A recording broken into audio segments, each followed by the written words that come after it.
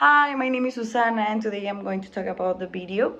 And I feel like it was a pretty interesting video to watch about the I feel it's the first time a teacher let us an assignment where we see something about non-identified objects. So I'm going to read the question so I can guide myself so I can answer them one by one.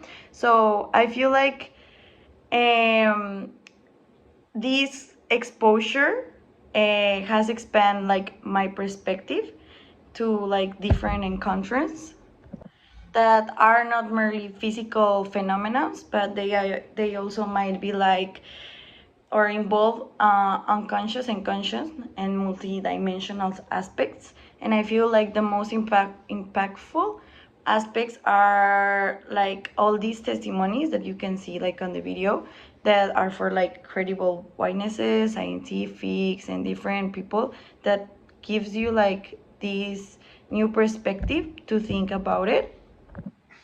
And I also feel like, for example, this change will have a huge impact in our life in case they are true, because I'm still a bit skeptical about this topic, because I mean I haven't experienced it of my life, and even though I see a testimonial, I'm not going to believe it 100% until I have seen it in person.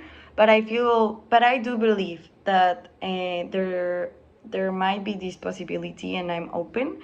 So I feel especially on my industry of entertainment business, I feel like it will have a radical change for all the experiences that we have as humans. So for example, imagine that you can control your TV with your mind, or with I don't know, with the air kind of thing. That it's something that it's already working on, for example with the VRs of Apple, that they can control the TV like this, or with their hands. And I feel like it's super cool, and it's a technology that it's already being developed.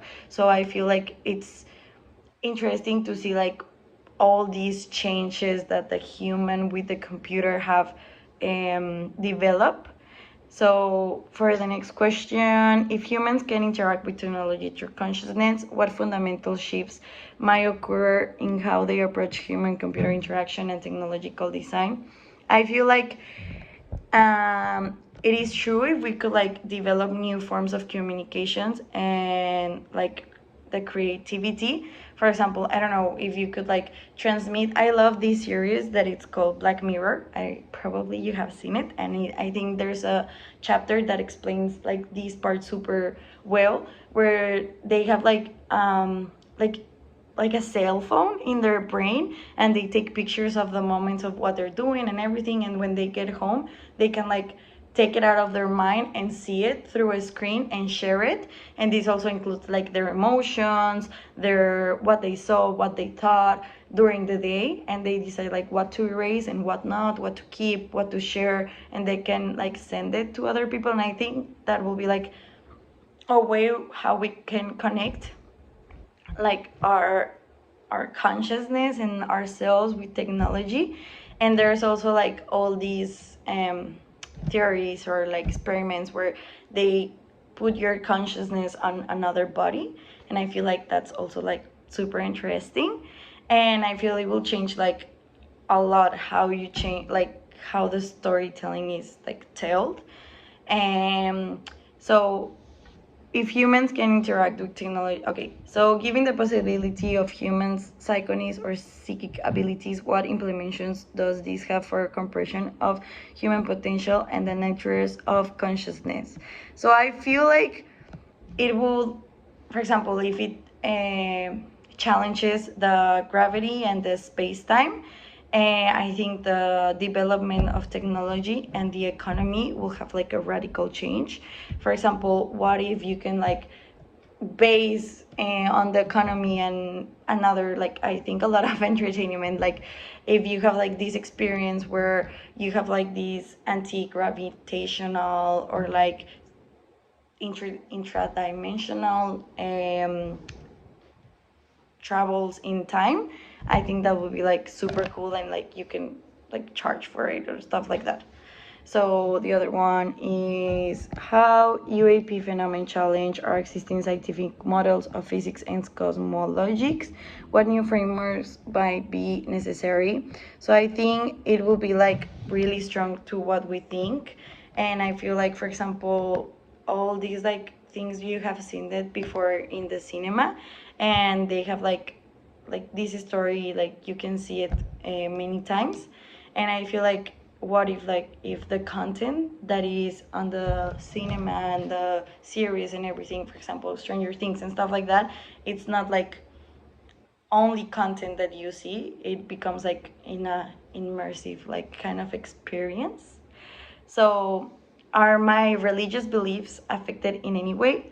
I feel no, because I feel like I, like personally, even though I'm a Catholic, I do believe in a God, but mostly than in a God, I believe in something like bigger than us, and I feel like if there's a God for us, there could be like a God for other people, and like in other places, they should probably be live.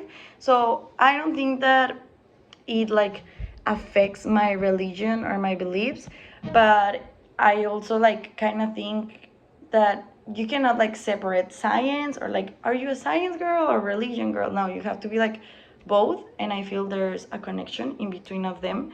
And I think there's like this support from part of the technology of this like big intelligence, and even though it doesn't give like an explanation, there's a lot of things that also involve like technology, and like for example all of these objects that are not recognized, and there's also not like a straight up explanation, you know. So I feel like there's more connection there than what we think, and like of course you question a lot, but I feel like it's normal, I don't know.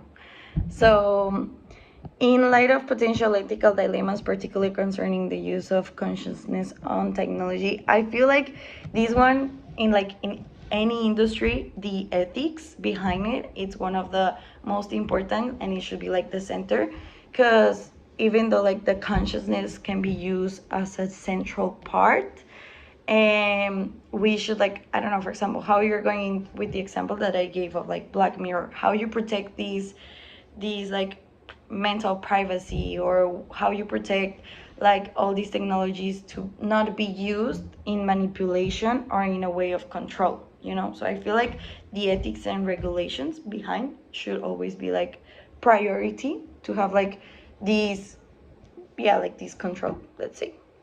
So, what are the implications for trust in authority, given the possibilities concealed to knowledge?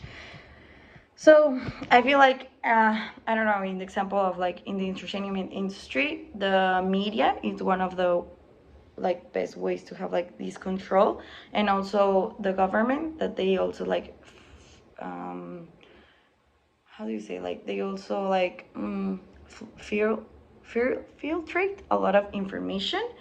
And I don't know, maybe I like wonder if all the movies that we see on cinema and stuff like that, are they like based on something real that happened and we don't know, and they just like share it to us like fiction, but in real life maybe it's a real story life. Or like, I don't know, I feel like all these thing that they say about like the matrix, and that, oh, you broke the matrix, or like the Mandela effect, I also feel like it's, I don't know, it's like a way you can like see through, I don't know, it's such a weird topic to talk about.